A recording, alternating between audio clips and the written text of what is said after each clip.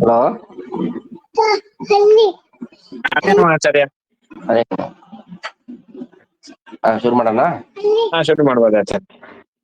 ಸ್ಥಿತ್ಯಪೇಹ ನಿದೃಶತಮೋ ಬಂಧ ಮೋಕ್ಷ ಯಸ್ಮಾದಸ್ಯ ಶ್ರೀ ಬ್ರಹ್ಮರುದ್ರ ಪ್ರಭೃತಿಪುರಾಣದ್ವೇಷಾತ್ಮಕಸ್ಯ ವಿಷ್ಣೋರ್ವ್ಯಸ್ತಾ ಸಮಸ್ತಾ ಸಕಲ ಗುಣ ನಿಧಿಃ ಸರ್ವದೋಷ ವ್ಯಪೇತಃ ಪೂರ್ಣಾನಂದೋ ವ್ಯಯೋ ಯೋ ರವಿ ಪರಮಃ ಮಹಾಂತಂ ಜನ್ಮಾದ್ಯಸ್ಯ ಯತೋನ್ಮಯಾದಿತರತಶ್ಚಾರ್ಥೇಷ ವಿಘ್ನಸ್ವರಾಟ್ येने ब्रह्महृदाय आदिकवये मुह्यन्ति यं सूरयः तेजो वारिमृदां यथा विनिमयो यत्र सर्गो मृषा धाम्ना स्वेन सदा निरस्तकुहकं सत्यं परं धीमहि यं प्रव्रजन्तमनुपेदमपेदकृत्यं द्वैपायनो विरहकातर आजुहाव पुत्रेति तन्मयदया तरवोऽभिनेदुः तं सर्वभूतहृदयं मुनिमानतोऽस्मि श्रीगुरुभ्यो नमः हरिः ओम्. ಭಾಗವತದಲ್ಲಿ ಈ ಲೌಕಿಕ ಏನು ಅಪೇಕ್ಷೆಗಳು ಏನು ಪಡೆಯಬೇಕು ಅಂತ ಇದೆ, ಅದರ ಫಲಗಳನ್ನು ಪಡೆಯಲಿಕ್ಕೆ ಯಾವ ಯಾವ ದೇವತೆಗಳ ಆರಾಧನೆಯನ್ನು ಮಾಡರಿ. ಬ್ರಹ್ಮವರ್ಚಸ್ ಕಾಮ ಇತ್ತು ಅಂದ್ರೆ ಅದಕ್ಕೆ ಬ್ರಹ್ಮದೇವರನ್ನ, ಇಂದ್ರ ಒಳ್ಳೆ ಇಂದ್ರಿಯಗಳು ಇರಲಿಕ್ಕೆ ಇಂದ್ರದೇವರು, ಒಳ್ಳೆ ಪ್ರಜೆಗಳು ಆಗಬೇಕು ಅಂತ ಹೇಳಿದ್ರೆ ದಕ್ಷ ಪ್ರಜಾಪತಿಗಳು ಇವರನ್ನ, ಹೀಗೆ ಅಂತ ಎಲ್ಲ ಲಿಸ್ಟ್ ಅನ್ನೇ ಕೊಟ್ಟಿದ್ರು. ಆಮೇಲೆ ಒಳ್ಳೆ ವಿದ್ಯೆ ಬರಲಿಕ್ಕೆ ರುದ್ರದೇವರ ರೂಪ ದಕ್ಷಿಣಾಮೂರ್ತಿ ಆರಾಧನೆಯನ್ನು ಮಾಡಿರಿ, ದಾಂಪತ್ಯಕ್ಕೆ ಪಾರ್ವತಿ ಆರಾಧನೆಯನ್ನು ಮಾಡಿರಿ ಅಂತಿಷ್ಟು ಹೇಳಿದ್ರು. ರಾಜ್ಯ ಕಾಮೋ ಮಣುಣ ದೇವಾಣ ನಿರ್ವೃತ್ತೀನ್ ವ್ಯಭಿಚಾರನ್ ಯಜೇತ್ ಗ್ರಾಮ ಕಾಮ ಯಜೇತ್ ಸೋಮಂ ಅಕಾಮ ಪುರುಷಂ ಪುಮಾನ್. ರಾಜ್ಯ ಕಾಮ ಮಣುಣು ದೇವಾಣ, ಒಳ್ಳೆ ರಾಜ್ಯವನ್ನು ಪಡೆಯಬೇಕು ಹಾಗಂತ ಆಶೆ ಇರುವವರು ಮಣುಗಳನ್ನು ಆರಾಧನೆ ಮಾಡರಿ. ಅಭಿಚಾರನ್ನು ಯಜೇತ್, ಈಗ ಅಭಿಚಾರ ಪ್ರಯೋಗ ಮಾಡಿರ್ತಾರಲ್ಲ, ಈ ಅಭಿಚಾರ ಪ್ರಯೋಗ ಅಂತೆಲ್ಲ ಇದೆ, ಅದನ್ನ ನಾಶ ಮಾಡಬೇಕು, ಶತ್ರುಗಳನ್ನು ನಾಶ ಮಾಡಬೇಕು ಅಂತ ಯಾರಿಗೆ ಇದೆ ಅವರು ನಿವೃತ್ತಿಯನ್ನು, ನಿವೃತ್ತಿ ಅಂತ ಏನು ಕೋಣ ದಿಕ್ಕಿದಲ್ಲ ನೈಋತ್ಯ, ಅದಕ್ಕೆ ಅಧಿಪತಿಗಳಾದ ನಿವೃತ್ತಿ ಅಂತ ದೇವತೆ ಅವರ ಆರಾಧನೆಯನ್ನು ಮಾಡರಿ. ಗ್ರಾಮ ಕಾಮ ಯಜೇತು ಸೋಮಂ, ಗ್ರಾಮಗಳನ್ನು ಪಡೆಯಬೇಕು ಅಂತ ಒಂದು ಒಳ್ಳೆ ಮನೆ ಗ್ರಾಮಗಳು ನಮಗೆ ಬರಬೇಕು ಅಂತ ಇದ್ದರೆ ಚಂದ್ರನ ಆರಾಧನೆಯನ್ನು ಮಾಡರಿ. ಮತ್ತು ಅನ್ಯ ಅಕಾಮ ಪುರುಷಂ ಪುಮಾನ್, ಅಕಾಮಂ ಅಕಾಮಹ, ಅಕಾಮಹ ಎಂಬುದಕ್ಕೆ ಅರ್ಥ ಏನು ಅಂದ್ರೆ ಈ ಹೇಳಿರುವುದಾದ ಲೌಕಿಕ ಕಾಮನೆಗಳನ್ನು ಬಿಟ್ಟು ಬೇರೆ ಕಾಮನೆಗಳು, ಆಯ್ತಾ, ಅಂದ್ರೆ ಮೋಕ್ಷಕ್ಕೆ ಇದೆಲ್ಲ ವಿರೋಧಿಯಾದದ್ದು. ಇಂಥ ಲೌಕಿಕ ಕಾಮನೆಗಳನ್ನು ಬಿಟ್ಟು ಬೇರೆ ಕಾಮನೆಗಳು ಅಂದ್ರೇನು, ಒಳ್ಳೆ ಜ್ಞಾನ ಬರಬೇಕು, ಭಕ್ತಿ ಬರಬೇಕು, ವೈರಾಗ್ಯ ಬರಬೇಕು, ಮೋಕ್ಷ ಸಿಗಬೇಕು, ಹೀಗೆ ಆಶೆಯಿಂದ ಅದು ಯಾವ ದೇವತೆಗಳ ಆರಾಧನೆ ಮಾಡಬೇಕು ಅಂದ್ರೆ ಪುರುಷಂ ಪುಮಾನ್. ಪುರುಷ ಅಂದ್ರೆ ಇಲ್ಲಿ ಬ್ರಹ್ಮದೇವರು ಅಥವಾ ರುದ್ರದೇವರು ಅಂತ ಅರ್ಥ, ಅವರ ಆರಾಧನೆಯನ್ನು ಮಾಡಬೇಕು ಅಂತ ಅರ್ಥ.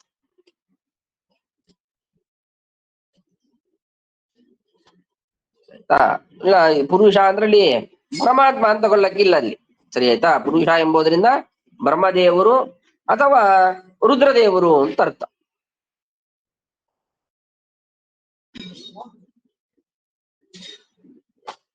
ಮುಂದೆ ಕೊಡ್ತಾರೆ, ಅಕಾಮ ಸರ್ವಕಾಮೋ ವಾ ಮೋಕ್ಷ ಕಾಮ ಉದಾರದೀಹಿ ತೀವ್ರೇಣ ಭಕ್ತಿ ಯೋಗೇನ ಯಜೇತ ಪುರುಷಂ ಪರಂ. ಇದು ರಿವರ್ಸ್, ಉಲ್ಟಾ ವಿಪರೀತ ಹೇಳ್ಬೇಕಲ್ಲ. ಇಷ್ಟೆಲ್ಲ ಲೌಕಿಕ ಆಶೆಗಳು ಇರ್ತದಪ್ಪ, ಅವ್ರು ಇದೆಲ್ಲ ಮಾಡ್ತಾರೆ. ಬೇರೆ ಯಾವ ಆಶೆಗಳು ಇದ್ದರೂ ರುದ್ರದೇವರು ಬ್ರಹ್ಮದೇವರು ಅಂತ ಹೇಳಿದರು. ಈಗ ಅಕಾಮಹ ಸರ್ವ ಕಾಮೋವ ಮೋಕ್ಷ ಕಾಮ ಉದಾರದೀಹಿ, ಅಕಾಮಹ ಅಕಾಮಹ ಅಂದ್ರೆ ಏನೂ ಆಶೆ ಇಲ್ಲದೆ, ಅಂದ್ರೆ ಏನು, ಫಲಗಳ ಆಶೆ ಇಲ್ಲದೆ ಅಂತ ಅರ್ಥ. ಯಾವ ಏನು ನಾವು ಮಾಡುವ ಕರ್ಮದಿಂದ ಏನು ಫಲಗಳಿದೆ ಆ ಫಲಗಳಲ್ಲಿ ಆಶೆ ಇಲ್ಲದೆ ಕೇವಲ ಪರಮಾತ್ಮನ ಪ್ರೀತಿಗೋಸ್ಕರವಾಗಿ ಇಂಥ ಕರ್ಮಗಳನ್ನು ಮಾಡೋದು ಹಾಗಿದ್ರೂ ಸರಿ. ಅಥವಾ ಸರ್ವಕಾಮೋವ ಎಲ್ಲವನ್ನು ಪಡೆಯಬೇಕು ಅಂತ ಆಶೆ ಇದ್ದರೂ ಸರಿ. ಮೋಕ್ಷ ಕಾಮ ಮೋಕ್ಷದಲ್ಲಿ ಆಶೆ ಇರುವವನು ಆಗಿದ್ದರೂ ಸರಿ.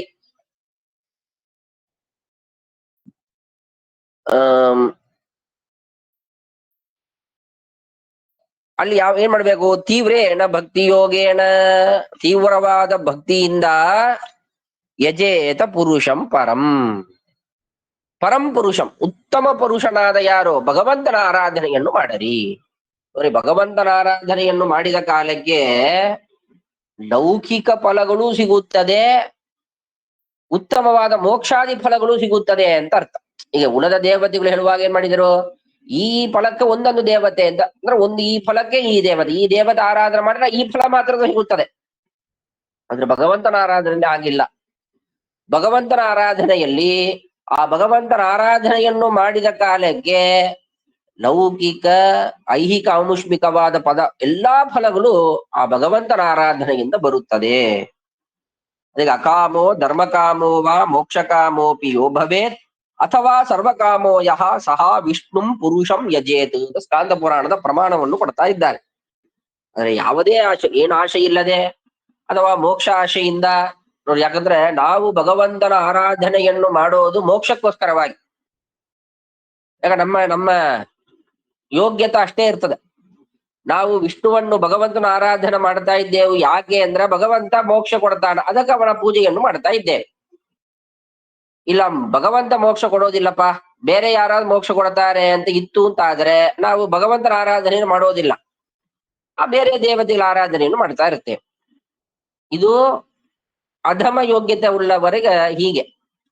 ಉತ್ತಮರಾದ ಬ್ರಹ್ಮಾದಿ ದೇವತೆಗಳು ಅವ್ರು ಹೇಗೆ ಆರಾಧನೆ ಮಾಡ್ತಾರೆ ಅಂದ್ರೆ ಮೋಕ್ಷಕ್ಕೋಸ್ಕರವಾಗಿ ಭಗವಂತನ ಆರಾಧನೆ ಮಾಡೋದಿಲ್ಲ. ಅವರು ಆ ಭಗವಂತನ ಮೇಲಿರುವ ಪ್ರೀತಿಯಿಂದ, ಭಗವಂತನ ಮೇಲಿರುವ ಭಕ್ತಿಯಿಂದ ಅವನ ಆರಾಧನೆಯನ್ನು ಮಾಡ್ತಾರೆ. ಆ ಭಗವಂತ ಮೋಕ್ಷ ಕೊಡ್ತಾನ, ಭಗವಂತನ ಪ್ರಸಾದ ಅಂತ ಸ್ವೀಕಾರ ಮಾಡ್ತಾರಷ್ಟೇ. ಮೋಕ್ಷಕ್ಕೋಸ್ಕರವಾಗಿ ಅವನ ಆರಾಧನೆಯನ್ನು ಮಾಡುವವರಲ್ಲ ಅವರು. ಹಾಗೆ ಅದು ಉತ್ತಮ ಭಕ್ತಿ, ಉತ್ತಮ ಅಧಿಕಾರಿಗಳ ವಿಚಾರ ಅದು. ಹಾಗೆ ಮೋಕ್ಷದ ಆಶೆಯಿಂದ ಆರಾಧನೆ ಮಾಡಿದರೂ ಸರಿ, ಏನೂ ಆಶೆ ಇಲ್ಲದೆ ಭಗವಂತನ, ಅಥವಾ ಇಲ್ಲಿ ಎಲ್ಲಾ ಆಶೆಗಳು ಇಲ್ಲಿ ಹೇಳಿರುವುದಾದ ಸಂಪತ್ತು ಅದು ಇದು ಎಲ್ಲಾ ಆಶೆಗಳಿಂದಲೂ ಸರಿ, ಯಾವ ಇದೆ ಸರಿ, ಭಗವಂತನ ಆರಾಧನೆಯನ್ನು ಭಕ್ತಿಯಿಂದ ಮಾಡರಿ, ಅವೆಲ್ಲವೂ ಸಿಗುತ್ತದೆ ಅಂತ ಭಾಗವತ ತಿಳಿಸಿತು. ಏತಾವಾನೇವ ಯಜತಾಂ ಇಹ ನಿಶ್ರೇಯಸೋದಯಃ ಭಗವತ್ಯಚಲೋ ಭಾವಃ ಯದ್ಭಾಗವತ ಸಂಗತಃ. ಅದಕ್ಕೆ ಉಳದ ದೇವತೆಗಳ ಯಾಗಗಳನ್ನು ಯಾರು ಮಾಡ್ತಾರೆ, ಉಳದ ದೇವತೆಗಳ ಆರಾಧನೆಯನ್ನು ಯಾರು ಮಾಡುತ್ತಾರೆ ಅವರನ್ನು ತ್ರೈವಿದ್ಯರು ಅಂತ ಕರೆಯುತ್ತಾರೆ. ಆ ತ್ರೈವಿದ್ಯರು ಈ ಮೋಕ್ಷ ಅಧಿಕಾರ ಸ್ವಲ್ಪ ಒಂದು ಮೈನ್ಯೂಟ್ ಡಿಫರೆನ್ಸ್ ಅಷ್ಟೇ. ಏನು ಅಂದ್ರೆ ಆ ತ್ರೈವಿದ್ಯರು ಎಲ್ಲವನ್ನು ಒಪ್ಪುವರು, ಭಗವಂತನೇ ಸರ್ವೋತ್ತಮ ಎಲ್ಲ ಒಪ್ಪುತ್ತಾರೆ, ತಾರತಮ್ಯ ಎಲ್ಲ ಒಪ್ಪುತ್ತಾರೆ. ಉಳಿದ ದೇವತೆಗಳ ಆರಾಧನೆಯನ್ನು ಮಾಡ್ತಾರೆ, ಕೊನೆಯಲ್ಲಿ ಕೃಷ್ಣಾರ್ಪಣ ಮಸ್ತು ಅಂತ ಭಗವಂತನ ಸಮರ್ಪಣೆಯನ್ನು ಮಾಡ್ತಾರೆ. ಆದ್ರೆ ಏನು ಅವರದು ಅಂದ್ರೆ ಆ ದೇವತೆಗೆ ನಮಗೆ ಸ್ವತಂತ್ರವಾಗಿ ಫಲವನ್ನು ಕೊಡುತ್ತಾರೆ ಅಂತ ನಾವು ಕೊಟ್ಟಿರ್ತಾರೆ. ಅವರು ಮೋಕ್ಷ ಯೋಗ್ಯವೇ, ಅವರಿಗೆ ಮೋಕ್ಷ ಯೋಗ್ಯರೇ ಅವರು. ಆದ್ರೆ ಏನಾಗುತ್ತೆ, ಇಷ್ಟೇ ತಿಳ್ಕೊಂಡಿರೋದ್ರಿಂದ ಮೋಕ್ಷ ಆಗೋದಿಲ್ಲ ಅವರಿಗೆ. ಅವಳ ಕಾಲಕ್ರಮದಲ್ಲಿ ಉಳ್ಳ ಭಾಗವತರ ಸಂಘ, ಗುರುಗಳ ಉಪದೇಶ ಅದನ್ನು ಪಡೆದ ಕಾಲಕ್ಕೆ ಅದನ್ನು ಬಿಟ್ಟು, ಅಂದ್ರೆ ಸ್ವತಂತ್ರವಾಗಿ ಅನ್ಯ ದೇವತೆಗಳ ಆರಾಧನೆಯನ್ನು ಬಿಟ್ಟು, ಅನ್ಯ ದೇವತೆಗಳ ಆರಾಧನೆಯನ್ನೇ ನಾನು ನಿಷೇಧ ಮಾಡೋದಿಲ್ಲ, ನಾವು ನಮ್ಮ ಮತದಲ್ಲಿ ಎಲ್ಲಾ ದೇವತೆಗಳನ್ನು ಆರಾಧನೆ ಮಾಡುವಂತ ಒಪ್ಪುತ್ತೇವೆ. ಆದ್ರೆ ಸ್ವತಂತ್ರವಾಗಿ ಅವರನ್ನೇ ಆರಾಧನೆ ಮಾಡೋದನ್ನು ಒಪ್ಪೋದಿಲ್ಲ. ಸ್ವತಂತ್ರ ಅಂದ್ರೆ ಅವರೇ ನಮಗೆ ಫಲವನ್ನು ಕೊಡುವವರು ಹಾಗ ಅಂತ ತಿಳ್ಕೊಂಡು ಆರಾಧನೆ ಮಾಡಬಾರದು. ಯಾರೇ ಆರಾಧನೆ, ಗಣಪತಿ ಪೂಜೆ, ಯಾವ ಪೂಜೆಯನ್ನು ಮಾಡಿದರೂ ಆ ಗಣಪತಿ ಒಳಗೆ ಪ್ರಾಣದೇವರ ಅಂತರ್ಯಾಮಿಯಾಗಿ ಭಗವಂತ ಇದ್ದಾನ, ಅವನು ಈ ಪೂಜೆಯನ್ನು ಸ್ವೀಕಾರ ಮಾಡ್ತಾ ಇದ್ದಾನ, ನಮಗೆ ಫಲವನ್ನು ಕೊಡುವವನು ಅವನೇ ಸ್ವತಂತ್ರ ಅಂತ ಇಷ್ಟು ವಿಚಾರಗಳು ಬುದ್ಧಿಗಳು ಇರಬೇಕು. ಹೀಗೆ ಆರಾಧನೆಯನ್ನು ಮಾಡಬೇಕು ಅಂತ ತಿಳಿಸಿಕೊಡ್ತಾ ಇದ್ದಾರೆ. ಅದಕ್ಕೆ ಯಾರು ಮೊದಲಿಗೆ ಗೊತ್ತಿರೋದಿಲ್ಲ, ಉಳಿದ ದೇವತೆಗಳ ಆರಾಧನೆಯನ್ನು ಮಾಡ್ತಾ ಇರ್ತಾರೆ, ಅನಂತರ ಆ ಒಳ್ಳೆ ಸತ್ಸಂಗ, ಗುರುಗಳ ಉಪದೇಶ, ಇವುಗಳಿಂದ ಯಾರು ಭಗವಂತನ ಆರಾಧನೆಯನ್ನು ಮಾಡೋದಕ್ಕೆ ಆಮೇಲೆ ಪ್ರಾರಂಭ ಮಾಡುತ್ತಾರೆ, ಆಗ ಅವರಿಗೆ ಮೋಕ್ಷವಾಗುತ್ತದೆ ಅಂತ ಇಲ್ಲಿ ಭಾಗವತ ತಿಳಿಸ್ತಾ ಇದೆ. ಏತಾವಾನೇವ ಯಜತಾಂ, ಇಹ ಇಹ ಅಂದ್ರೆ ಈ ಕರ್ಮಭೂಮಿಯಲ್ಲಿ ಯಜತಾಂ ಅಂತ ಏನು, ಆ ದೇವತೆಗಳನ್ನೇ ಆರಾಧನೆ ಮಾಡುವವರಾದ ಏನು ತ್ರೈವಿದ್ಯರು ಇದ್ದಾರೆ, ಅವರಿಗೆ ಯದ್ ಭಾಗವತ ಸಂಗತಃ, ಆ ಭಾಗವತರ ಸಂಘ ಆಗಬೇಕು. ಭಾಗವತ ಅಂದ್ರೆ ಏನಂತ, ಭಾಗವತರು ಅಂದ್ರೆ ಯಾರು, ಅದನ್ನ ಇಲ್ಲಿ ಬರೀತಾರೆ ನೋಡು, ಭಗವದ್ ಭಕ್ತೋದಿತ ಹರಿ ಕಥಾರೂಪಾತ್ ಸಂಘಾತ್ ಅಂತ ಕೊಡ್ತಾರೆ. ಭಾಗವತರು ಯಾಕಂದ್ರೆ ಈಗ ತುಂಬಾ ಹಾಡು ಹೇಳಿದವರಲ್ಲ ಭಾಗವತರು ಅಂತ ನನ್ನ ಹೇಳ್ಕೊಂತಾರೆ. ಆಗ ನಾವೆಲ್ಲ ಭಾಗವತರು, ನಾವೆಲ್ಲ ಭಾಗವತರು ಅಂತ. ಇಲ್ಲಿ ಭಾಗವತರು ಅಂತ ಅದನ್ನ ಅವ್ರು ಇಲ್ಲಿ ಹೇಳೋದಿಲ್ಲ. ಇಲ್ಲಿ ಭಾಗವತ ಅಂದ್ರೆ ಏನಂದ್ರೆ ಭಗವಂತನಲ್ಲಿ ಭಕ್ತಿ ಬರುವುದಂತೆ ಅವನ ಗುಣಗಳನ್ನು ತಾನು ತಿಳ್ಕೊಂಡು ಇನ್ನೊಬ್ಬರಿಗೆ ಉಪದೇಶ ಮಾಡುವವರು ಅಂತ ಅರ್ಥ. ಅಂತ ಭಗವಂತನ ಗುಣಗಳನ್ನು, ಅವನ ಮಹಿಮೆಗಳನ್ನು, ಅವನಲ್ಲಿ ಭಕ್ತಿ ಬರುವುದಂತೆ ಅವನ ಕಥೆಗಳನ್ನು ಹೇಳುವವರು ಅಂತವರು ಭಾಗವತರು. ಅಂತ ಭಾಗವತರ ಸಂಘದಿಂದ ಭಗವತಿ ಅಚಲಃ ಭಾವಃ, ಭಗವಂತನಲ್ಲಿ ಅಚಲ, ಅಚಲ ಅಂದ್ರೆ ಏನು, ಸಂಚಲ ಇಲ್ಲದೆ ಇರುವುದಾದ, ಸ್ಥಿರವಾಗಿರುವುದಾದ ಒಂದು ಭಕ್ತಿ ಬರುತ್ತದೆ. ಅದು ಏತಾವಾನೇವ ನಿಶ್ರೇಯಸೋದಯ, ಅಷ್ಟು ಆಯ್ತು ಅಂದ್ರೆ ಸಾಕು, ಏನು ದೃಢವಾದ ಭಕ್ತಿ. ಹೇಳ್ದಲ್ಲ ಇದು ವಾಯಿಸ್ತಿದ್ರಿ ಕೇಳ್ತೇವಲ್ಲ, ಗೋವಿಂದೇ ದೇಹಿ ಭಕ್ತಿಂ ಭವತಿ ಚ ಭಗವನ್ ಊರ್ಜಿತಾಂ ನಿರ್ನಿಮಿತ್ತಾಂ ನಿರ್ವ್ಯಾಜಾಂ ನಿಶ್ಚಲಾಂ ಸದ್ಗುಣಗಣ ಬೃಹತೀಂ. ಇದೆಲ್ಲ ಭಕ್ತಿಗಳಿಗೆ ಇಷ್ಟೊಂದು ಕ್ವಾಲಿಟೀಸ್ ಇರಬೇಕು ಅಂತ ಕೊಡ್ತಾರೆ. ಭಕ್ತಿ ಹ್ಯಾಂಗ ಬರಬೇಕು ನಮಗೆ ಭಗವಂತನಲ್ಲಿ, ಹಾಗೆ ವಾಯುದೇವರಲ್ಲಿ ಯಾವ ರೀತಿಯಲ್ಲಿ ನಮಗೆ ಭಕ್ತಿ ಇರಬೇಕು. ಗೋವಿಂದೇ ದೇಹಿ ಭಕ್ತಿಂ, ಭಗವಂತನಲ್ಲಿ ಭಕ್ತಿ ಕೊಡ್ರಿ. ಭವತಿ ಜ ಭಗವನ್, ವಾಯುದೇವರೇ ನಿಮ್ಮಲ್ಲಿಯೂ ಭಕ್ತಿಯನ್ನು ಕೊಡರಿ. ಹೆಂಗ, ಊರ್ಜಿತ, ಶ್ರೇಷ್ಠವಾದ ಭಕ್ತಿ ಇರಬೇಕು. ಅಂದ್ರೆ ಅಂತ ಪ್ರೀತಿಯನ್ನು, ಭಗವಂತನಲ್ಲಿ ಮಾಡುವ ಪ್ರೀತಿಯನ್ನು ಉಳಿದವರಲ್ಲಿ ಮಾಡಬಾರದು. ವಾಯು ಭಗವಂತನಲ್ಲಿ ಎಷ್ಟು ಭಕ್ತಿಯನ್ನು ಮಾಡುತ್ತೇವೋ ಅಷ್ಟು ವಾಯುದೇವರಲ್ಲಿ ಮಾಡ್ಲಿಕ್ಕಿಲ್ಲ. ಆ ವಾಯುದೇವರ ತಾರತಮ್ಯ ಅನುಸಾರವಾಗಿ ಅವರಲ್ಲಿ ಭಕ್ತಿಯನ್ನು ಮಾಡೋದು. ನಿರ್ನಿಮಿತ್ತ, ನಿರ್ನಿಮಿತ್ತ ಏನೊಂದು ಕಾರಣಕ್ಕೋಸ್ಕರವಾಗಿ ನಾನು ಭಗವಂತನಲ್ಲಿ ಭಕ್ತಿ ಆರಾಧನೆಯನ್ನು ಮಾಡಿದೆ, ಭಗವಂತ ನಮಗೆ ಒಳ್ಳೆ ಸಂಪತ್ತು ಕೊಡ್ತಾನ, ಮನೆ ಕೊಡ್ತಾನ, ಉದ್ಯೋಗ ಕೊಡ್ತಾನ, ಹೀಗೆ ಮಾಡೋದಲ್ಲ. ನಿರ್ವ್ಯಾಜ, ಒಂದು ವ್ಯಾಜ, ವ್ಯಾಜ ಅಂದ್ರೆ ಕಪಟತನ, ಏನೋ ಒಂದು ಕಾರಣಕ್ಕೋಸ್ಕರವಾಗಿ, ನೋಡಪ್ಪ ಹಿಂಗ ಭಕ್ತಿ ಮಾಡ್ತೇನೆ, ಪೂಜಾ ಮಾಡ್ತೇನೆ ಅಂತ ಹೇಳಿದ್ರೆ 4 ಜನ ನಮಸ್ಕಾರ ಮಾಡುತ್ತಾರೆ, ದಕ್ಷಿಣ ಕೊಡ್ತಾರೆ, ಅದಕ್ಕೋಸ್ಕರ ಭಕ್ತಿ ಮಾಡ್ತೇನೆ ಪೂಜಾ ಮಾಡ್ತೇನೆ ಅಂತ ಇರಬಾರದು. ನಿಶ್ಚಲ, ನಿಶ್ಚಲ ಅಂದ್ರೆ ದೃಢವಾಗಿರಬೇಕು. ಎಂತ ಆಪತ್ತಿನಲ್ಲಿಯೂ ಈ ಆರಾಧನೆಯನ್ನು, ಭಕ್ತಿಯನ್ನು ನಾವು ಬಿಡಬಾರದು. ಸದ್ಗುಣಗಣ ಬೃಹತಿ, ಆ ಭಗವಂತನ ಗುಣಗಳನ್ನು ಚೆನ್ನಾಗಿ ತಿಳ್ಕೊಂಡು, ವಾಯುದೇವರ ಗುಣಗಳು ಮಹಾತ್ಮ್ಯಗಳನ್ನು ಚೆನ್ನಾಗಿ ತಿಳ್ಕೊಂಡು ಇರುವುದಾದ ಭಕ್ತಿ, ಇದು ಭಕ್ತಿಯ ಲಕ್ಷಣ. ಹೀಗಿರಬೇಕು ಭಕ್ತಿ. ಅಂತ ಭಕ್ತಿ ಬಂದ ಕಾಲಕ್ಕೆ ನಿಶ್ರೇಯಸ ಉದಯ, ಅವಾಗ ಪರಮ ಪುರುಷಾರ್ಥವಾದ ಮೋಕ್ಷದ ಮೆಟ್ಟಲನ್ನು ಹತ್ತಲಕ್ಕೆ ಪ್ರಾರಂಭ ಮಾಡುತ್ತೆ. ಎಲ್ಲವೂ ತುಚ್ಛ, ಇದೇ ಮುಖ್ಯ, ಇದೇ ಮುಖ್ಯವಾದ ಫಲ. ಇದು ಉಳಿದ ಯಾವ ಫಲಗಳಿದ್ದರೂ ಅದು ಅಲ್ಪ, ಅದು ನೀಚವಾದ ಫಲಗಳು. ಜ್ಞಾನಂ ಯದಾ ಪ್ರತಿನಿವೃತ್ತ ಗುಣೋರ್ಮಿಚಕ್ರಂ ಆತ್ಮ ಪ್ರಸಾದಮುಭಯತ್ರ ಗುಣೇಶ್ವ ಸಂಗಃ ಕೈವಲ್ಯ ಸಂವೃತ ಪತಸ್ತ್ವತ ಭಕ್ತಿ ಯೋಗ ಕೋ ನಿರ್ವೃತೋ ಹರಿಕಥಾಸು ರತಿಂ ನ ಕುರ್ಯಾತ್.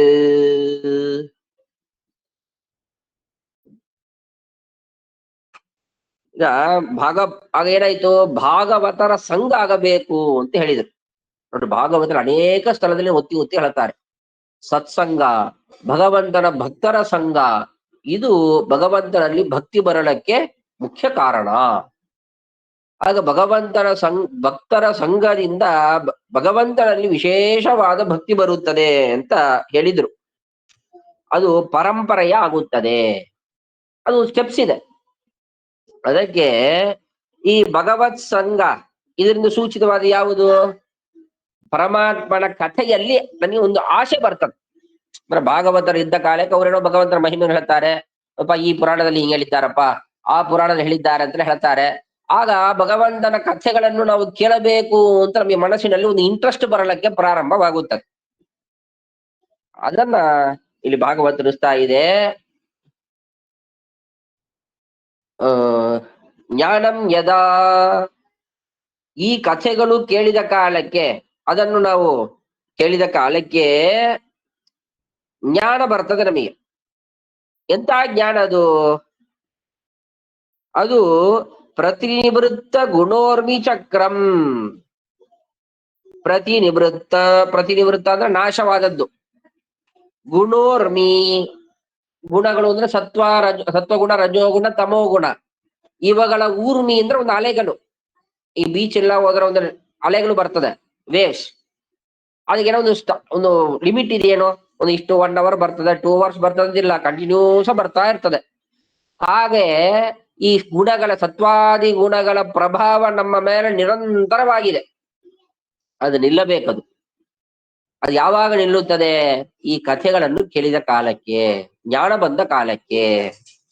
ಆಗ ಪ್ರತಿನಿವೃತ್ತ ಗುಣೋರ್ಮಿ ಚಕ್ರಂ, ಆ ಸತ್ವಾದಿ ಗುಣಗಳ ಊರ್ಮಿಗಳು, ಅಲೆಗಳು ಏನಿದೆ ಅದರ ಸಮೂಹ ಅದು ಉಪರಮವಾಗುತ್ತದೆ, ನಿಲ್ಲುತ್ತದೆ.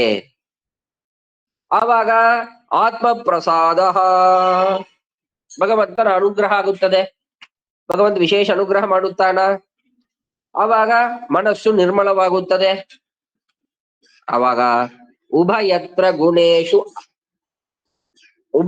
ಗುಣೇಶು ಅಸಂಗಃ. ಉಭಯತ್ರ ಏನು? ಇಲ್ಲಿಯೂ ಸರಿ, ಅಂದ್ರೆ ಭೂಲೋಕದಲ್ಲಿ ಐಹಿಕವಾಗಿ ಅಥವಾ ಸ್ವರ್ಗ ಆದಿ ಫಲಗಳು, ಈ 2 ಫಲಗಳಲ್ಲಿಯೂ ನಮಗೆ ಆಶೆ ಇರೋದಿಲ್ಲ. ಇಲ್ಲಿ ನಮಗೆ ಒಳ್ಳೆ ಸಂಪತ್ತು ಇರಬೇಕು, ಮನೆ ಇರಬೇಕು, ಬಾಗಿಲು ಇರಬೇಕು, ಬಂಗ್ಲಾ ಇರಬೇಕು, AC ಇರಬೇಕು ಅಂತ ಆಶೆ ಇರೋದಿಲ್ಲ. ಹಾಗೇನೆ ಸ್ವರ್ಗ ಪಡೆಯಬೇಕು, ಸ್ವರ್ಗದಲ್ಲಿ ಇರಬೇಕು ಅಂತ ಆಶೆ ಇರೋದಿಲ್ಲ. ಹಾಗೆ ಉಭಯತ್ರ ಗುಣೇಶು ಅಸಂಗಃ, ಪದಾರ್ಥಗಳಲ್ಲಿ, ವಿಷಯ ಪದಾರ್ಥಗಳಲ್ಲಿ ಆಶೆ ಇರೋದಿಲ್ಲ ಅವನಿಗೆ, ವೈರಾಗ್ಯ ಇರ್ತದೆ. ಅನಂತರ ಭಕ್ತಿ ಯೋಗ, ಆವಾಗ ಭಕ್ತಿ ಉಂಟಾಗುತ್ತದೆ. ಪರಂಪರೆ ನೋಡ್ರ, ಭಗವಂತನ ಕಥೆಗಳನ್ನು ಕೇಳಿದ ತಕ್ಷಣ ಡೈರೆಕ್ಟ್ ಭಕ್ತಿ ಇದ್ದಿಲ್ಲ, ಅದೊಂದು ಸ್ಟೆಪ್ಸ್ ಕೊಡ್ತಾರೆ. ಏನು? ಮೊದಲಿಗೆ ಕಥೆಯನ್ನು ಕೇಳಿದ ಕಾಲಕ್ಕೆ, ಭಗವಂತನ ಗುಣಗಳನ್ನು ಕೇಳಿದ ಕಾಲಕ್ಕೆ ಜ್ಞಾನ ಬಂತು, ಅಂದ್ರೆ ಭಗವಂತನ ಬಗ್ಗೆ ಜ್ಞಾನ ನಮಗೆ ಬಂತು. ಆ ಜ್ಞಾನದಿಂದ ನಮ್ಮ ಮನಸ್ಸಿನಲ್ಲಿ ಏನು ಈ ಗುಣಗಳು, ವಿಷಯದಲ್ಲಿ ಏನೊಂದು ಆಶೆ, ಸತ್ವಾದಿ ಗುಣಗಳಿಂದ ನಮಗೆ ಮನಸ್ಸು ಏನು ತುಂಬಾ ದೋಷದಿಂದ ಕೂಡಿದ್ದಾಗಿತ್ತು, ಅದೆಲ್ಲವೂ ನಿಲ್ಲುತ್ತದೆ. ಭಗವಂತನ ಅನುಗ್ರಹವಾಗುತ್ತದೆ. ಆವಾಗ ಮನಸ್ಸು ನಿರ್ಮಲವಾಗಿತ್ತು, ಆವಾಗ ಭಕ್ತಿ ಬಂತು. ಇದು ಚಕ್ರವಾಗ, ಭಗವಂತನ ಅನುಗ್ರಹ ಇದ್ರೆ ಭಕ್ತಿ, ಭಕ್ತಿ ಇದ್ರೆ ಭಗವಂತನ ಅನುಗ್ರಹ, ಈಗ ಒಂದು ಚಕ್ರವಾಗಿ ತಿರುಗುತ್ತಾ ಇರೋದು. ಎಂತ ಭಕ್ತಿ ಅದು? ಕೈವಲ್ಯ ಸಂಭೃತ ಪತಃ. ಕೈವಲ್ಯ ಅಂದ್ರೆ ಮೋಕ್ಷ ಅಂತ ಅರ್ಥ. ಆ ಮೋಕ್ಷವನ್ನು ಸಂಪಾದನ ಮಾಡಿಕೊಡುವುದಾದ ಹಾದಿ ಯಾವುದು? ಅಪರೋಕ್ಷ ಜ್ಞಾನ ಮೊದಲಾದವು. ಅಂತ ಹಾದಿಯನ್ನು ತೋರಿಸಿಕೊಡುತ್ತದೆ ಭಕ್ತಿ. ಅಂತ ಈ ಮೋಕ್ಷವನ್ನು ಕೊಡುವುದಾದಗಿಂತ ಯಾವುದು? ಸ್ಟಾರ್ಟಿಂಗ್ ಅಲ್ಲಿ ಭಗವಂತನ ಕಥೆಗಳನ್ನು ಕೇಳುವುದು ಎಂಬುದು ಸ್ಟಾರ್ಟ್ ಆಯ್ತು.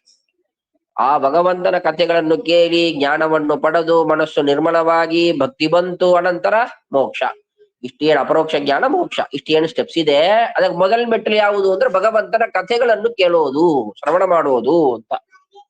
ಅಂತ ಈ ಭಗವಂತನ ಕಥೆಗಳನ್ನು ಕೇಳೋಣದರಲ್ಲಿ ರಥಿಂ ನ ಕುರ್ಯಾತ್, ಯಾರು ತನ್ನ ಆಸೆಯನ್ನು ಪಡೆಯೋದಿಲ್ಲ.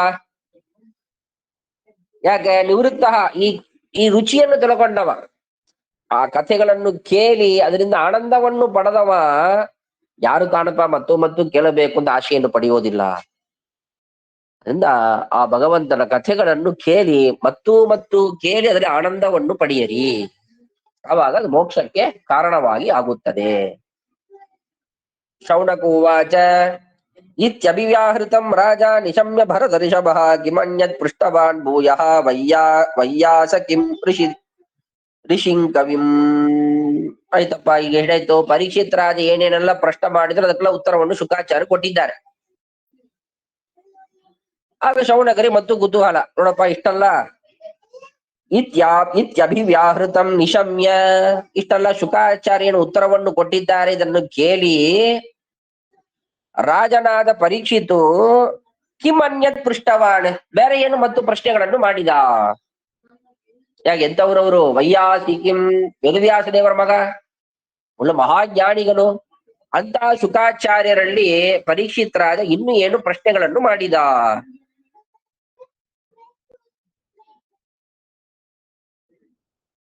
ಏತದ್ ಶುಶ್ರೂಷತಾಂ ವಿದ್ವನ್ ಸೂತನೋರ್ಹಸಿ ಭಾಷಿತುಂ ಕಥಾ ಹರಿಗುಣೋದಾರಾಃ ಸತಾಂ ಸದಸಿ ಧ್ರುವಂ.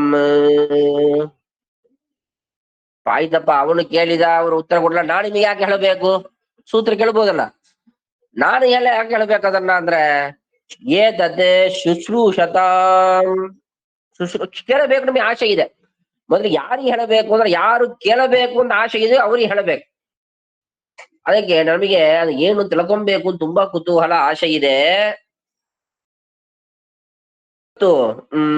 ವಿದ್ವನ್, ಅದರಿಂದ ನೀವು ವಿದ್ವನ್ ಅಂದ್ರೆ ತಿಳ್ಕೊಂಡಿದ್ದೀರಿ ಅದನ್ನ. ನಮಗಂತ ಆಸೆ ಇದೆ, ಕೇಳಬೇಕು ತುಂಬಾ ಕುತೂಹಲ ಇದೆ, ಶ್ರದ್ಧೆಯಿಂದ ಕೇಳುತ್ತೇವೆ. ಅದ್ರ ಅವಶ್ಯವಾಗಿ ಅದನ್ನ ತಿಳಿಸರಿ ನೀವು. ಯಾಕೆಂತದ್ದು? ಕಥಾಹ ಹರಿಗುಣೋದಾರಾಹ, ಎಂತದ್ದು? ಪರಮಾತ್ಮನ ಗುಣಗಳಿಂದ ಉತ್ಕೃಷ್ಟವಾಗಿದೆ. ನಾವೇನೋ ನೀಚವಾಗಿ ಏನೋ ಬೇರೆ ಕಥೆಗಳನ್ನು, ಏನೋ ಸಿನಿಮಾ ಕಥೆಯನ್ನ ಕೇಳಲ್ಲ ನಾವು. ಭಗವಂತನ ಗುಣಗಳನ್ನು ತಿಳಿಸಿಕೊಡುವುದಾದ ಕಥೆಗಳನ್ನು ಕೇಳ್ತಾ ಇದ್ದೇವೆ. ಅತ್ಯಂತ ಶ್ರೇಷ್ಠವಾದದ್ದು. ಅದ ಈ ಸಭೆಯಲ್ಲಿ ಸಜ್ಜನರಾದ ನಮಗೆ ಅವಶ್ಯವಾಗಿ ಅದನ್ನು ತಿಳಿಸರಿ ನೀವು. ಸವೈ ಭಾಗವತೋ ರಾಜ ಪಾಂಡವೇಯೋ ಮಹಾರಥಃ ಬಾಲಃ ಕ್ರೀಡನಕೈಃ ಕ್ರೀಡನ್ ಕೃಷ್ಣ ಕ್ರೀಡಾಮ್ಯ ಆದದೆ ವೈಯಾಸಿಕಂಚ ಭಗವಾನ್ ವಾಸುದೇವ ಪರಾಯಣಃ.